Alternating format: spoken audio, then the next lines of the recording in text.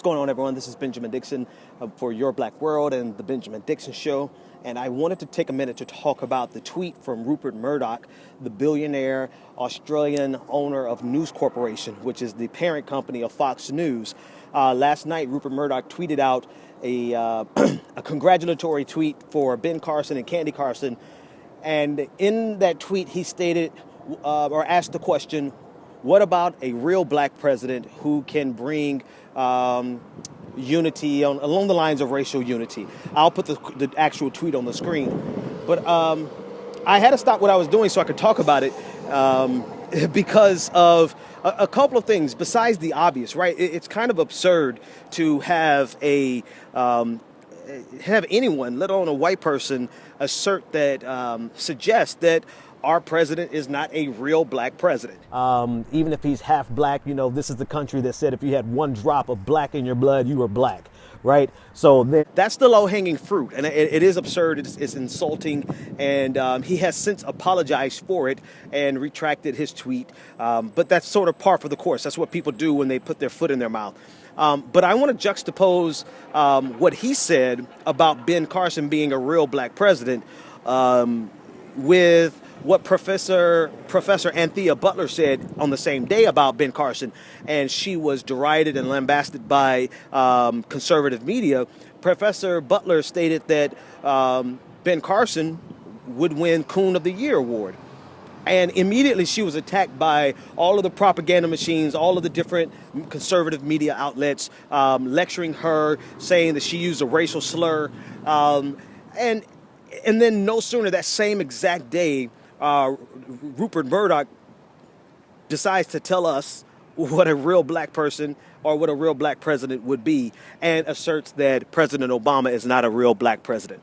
So it's that glaring contradiction that I want to talk about, that glaring hypocrisy, rather, that I want to talk about because of the attack on Professor Butler for... And here's a woman who is deeply rooted in the African-American experience, born into the same experience, who has made observations about Ben Carson that she feels is detrimental to the African-American community. And she summarized it by saying, fitting it into 140 characters, summarizing it by saying that he would win Coon of the Year award. There's plenty of African Americans who would agree with her. Ben Carson is, in a lot of respects, he carries the token line. He carries the agenda of the white male Christian power structure in America. And he is not a threat to that power structure. In fact, he defends that power structure. So for Anthea Butler to make that, Anthea Butler, to make that observation, whether you like the word she chose to use or not, it got the message across and made it clear. And so now they have asserted that she's not capable, that we should not be able to decide or call out Ben Carson on things that we as African Americans disagree with. That we don't have the right to determine that what he is doing is detrimental to the black community. But then they want to turn around and tell us on the same exact day what a real black person, a real black president is. So I just think it's a glaring level of hypocrisy that's nothing new. But I just think it's the absurdity that shows you the level of absurdity that exists in America, where African Americans cannot we cannot decide for ourselves what real blackness is. We have to have Rupert Murdoch, an old 84-year-old white man from Australia, dictate to us what a real black president should and should not be. And all of that is still somewhat of the low-hanging fruit. I want to talk about this assertion that a black person running for president has the responsibility of healing the racial animus and the racial divide in our nation.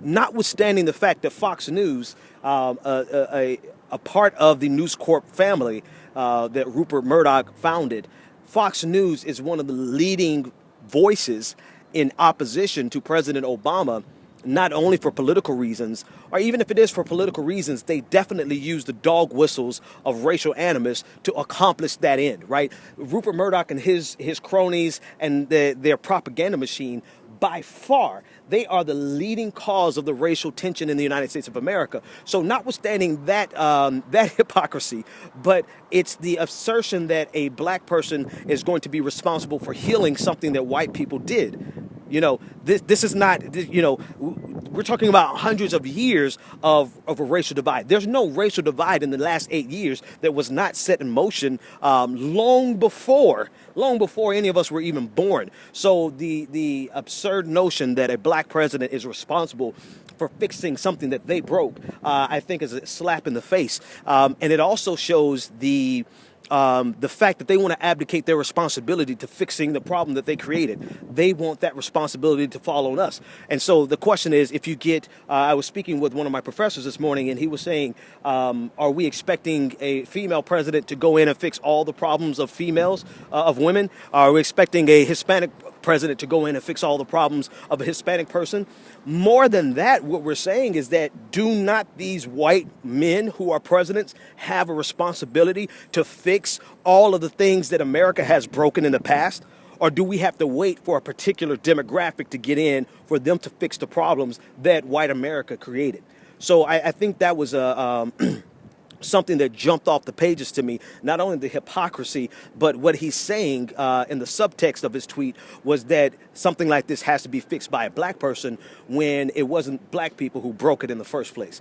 That's the second observation. Last but not least, I think it's ironic that you find the only type of black person that is acceptable to people like Rupert Murdoch, Fox News, and the conservative agenda here in America, the strong right-wing agenda that is prevalent in America.